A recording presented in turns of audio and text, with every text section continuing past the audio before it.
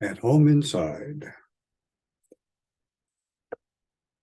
And let's see here. At home inside, a daughter's tribute to Anne Petry. So wonderful, so moving. And I wanted to read the Coda. So what have I learned about this person who was my mother?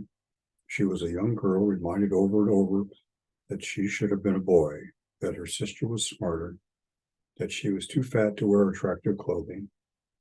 She was a young woman who struggled to conform at Hampton Institute and then felt inferior to the beautiful daughters of the talented 10th while she attended pharmacy school.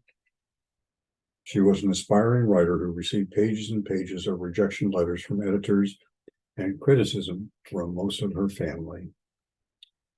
She was a true Yankee in some ways, circumspect as she kept her secrets close to her heart, thrifty to the point of obsession, well-mannered as any proper dowager lady. And yet, because of her skin color, she was excluded from society in ways no descendant of the Puritans could ever imagine. She was full of contradictions, in constant search of the solitude and privacy she needed to write. She also desired the company of family and close friends. She was anxious for people to read her writing, but did not want the publicity required to sell her work. In the first half of her life, the urge for solitude won more often, and she managed to produce a body of work that drew on her experiences in New York and in Saybrook and its environs. The sources of this work, which she often refused to discuss, were myriad: her family, her friends, her father's drugstore patrons, and stories from the newspapers she saved. During the second half of her long life, she found more reasons for not writing than for committing her 3,000 words to paper each day. She spent her time caring for a small army of friends and relatives. Though she gained a great deal of satisfaction in her role as caretaker, it had a deleterious effect on her own health. And she spent days, sometimes weeks in bed, on and off over the years. She seemed to recover, but then suffered recurrent bouts of illness through much of the last 10 years of her life. Yet, beyond wanting to tell compelling stories, my mother wanted to right the injustices that the world visited on people because of their race, or their gender, or their poverty. She became everyone she wrote about. I am my grandfather, a runaway slave, heading north, running away from a plantation in Virginia. I am my father, a young man opening a drugstore in a New England village, being told, "We'll run you out of town. Don't want no black druggist in this town." I am my sister, brilliant, beautiful, graduating from high school at the top of her class, accepted at Brown University in 1928, arriving in Providence with my mother, being told that Brown, that great New England college, does not permit black students, male or female, to stay in its dormitories. I am a conjure woman. I am my great Uncle Zeke who can levitate. I am my great grandfather. You can't take us back now. We paid to get here. I am Sister Rose Jackson, a colored woman, buried the wrong way round near the swamp at the back of that ancient burying ground in Old Saybrook. I am my great Uncle Charles Hudson of the New York Cavalry. I am Uncle Bill on a chain gang, bullet scars on the back of his neck. Caught in one of those towns where it was a crime for a black man to linger after sunset. Most of all, my beautiful, loving mother was a woman whose energy did not always match her endless capacity to love and nurture her fellow humans. Occasionally, I felt she smothered me, and at other times I felt ignored. But mostly I loved the essence of her. Our close emotional bond had its benefits and detriments. But writing this memoir has brought us closer. There were times when I cringed as I read about things that I had done to disappoint or hurt her. But in the end, I came to appreciate even more her devotion to me and my welfare. To the extent that one person can capture the essence of another, I hope I have at least made a start. I encountered difficulty in trying to compile an accurate portrait of this brilliant, complex woman.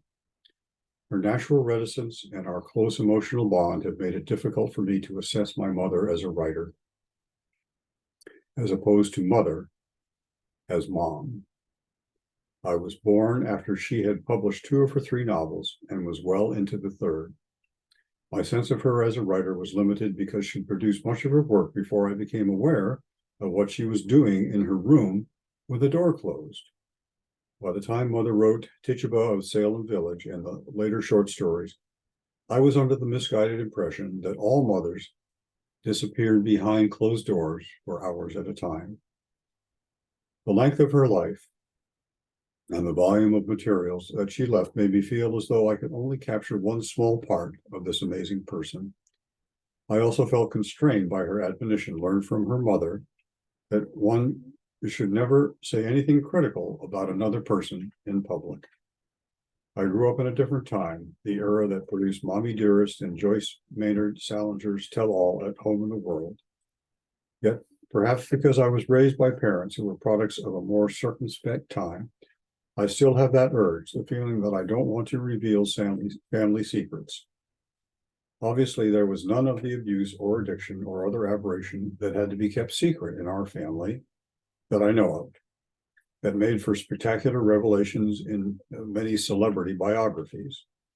Fighting my desire to conceal negativity is probably the most obvious effect of the feeling I have that I am channeling my mother.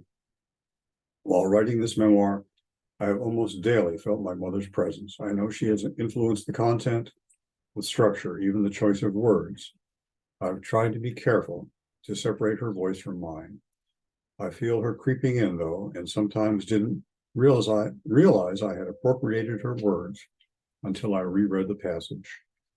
Even then, I had to resist the urge to leave her words on the page. In the end, I was left with this. She was a woman of remarkable determination who overcame her limitations to leave the world a better place than she found it. And she did much by the force of her own will. I believe that one of the reasons she lived to be 88 years old was the application of mind over matter. She decided she would survive, and she did until she decided she was ready to leave this world. It was cold and damp and raining that April day when her spirit finally left her pain-racked body. And at the very end of the day, the sun appeared just before it dropped below the horizon. I hadn't been consciously looking for a sign, but as soon as the sun began to cast the long shadows across the green velvet of my parents' backyard, there it was. I knew she was at last at rest. In closing, I can only echo her friend, Mrs. Nell Drew, who wrote in a letter dated December 20th, 1981, "You can teach us all something. You radiate peace and love, and I feel you are at home inside." Thanks for listening.